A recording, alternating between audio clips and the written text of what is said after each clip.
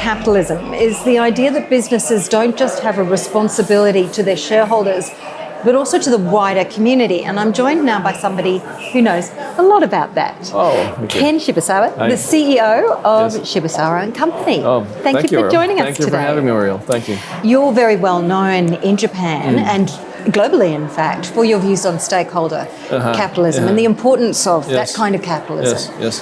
Why has it become so important to you? Well, my grandfather's grandfather's name was Shibusawa Eiichi, and he's credited to be the father of Japanese capitalism. And his face will be on the 10,000 yen bill from July of this year. Which Congratulations! Is quite, I didn't do anything, but but it's quite an honor actually. It is an honor because he was a businessman. Yeah. But he basically, when he introduced capitalism into Japan, it wasn't just about the shareholder. But by bringing in capitalism, he felt as an emerging country back 150 years ago that through capitalism, the entire society could flourish, that we can go to the next step. And so he introducing capitalism was a way for not just the sustainability, but just for the sustainable development of an economy. And to do that, you needed many different partners to get that, including the shareholders, but not just the shareholders. And to me, in present-day language, what he was saying back then is stakeholder capitalism. So what he was doing back then is very much where the focus is now today. Yeah. And if you think about it, there in the world, an complex world that we live in, there's different developmental stages, but we share one planet, and it has to be sustainable for all of us. And I always say, save the planet is that's a important goal. But the planet will be around for a very, very long time after we're gone. So it's more about saving the people on the planet that we should be thinking about. Ken, when we talk about doing good, having impact, and put that into the same conversation as capitalism, the question is still asked: what is the trade-off? What is the trade-off between doing good and profitability? Trade-offs are very important because it increases productivity, efficiency, and things like this. So we use it, which candy do I buy? So it's a trade-off. But in a sense, a trade-off is something that already exists, and you're picking which is the better. And to me, that just through the trade-off, you're not creating new value or innovation.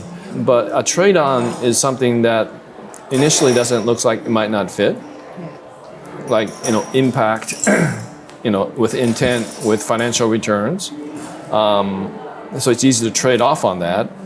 But if you're able to put it together, that opens up, I think, a new, avenue for a lot of the new creation that's important, not just for a certain segment of the stakeholder, but a wide variety of stakeholders. So the difficulty there, though, is the point that you just made. It doesn't always look like a direct fit. Yeah. How do you get people to believe then? And to, I guess, take the risk if they think it's risky? Well, I think on a trade-on, one thing that we need, but one thing that every human being has, which may not be money, but we all have imagination, that, it can be done. And it's not easy all the time, but if you have that will to say, imagine a world where it is not a trade-off, but a trade-on, and if people agree on that, maybe we'll move, edge things forward. Yeah. So from your perspective, where do you go for the next 12 months? What's your focus going to be? Well, one is I'm trying to currently launch an impact fund from Japan into Africa, which is the co-creative efforts between Japanese corporations and the Africa Development Bank, which doesn't feel like there's a fit, but it is.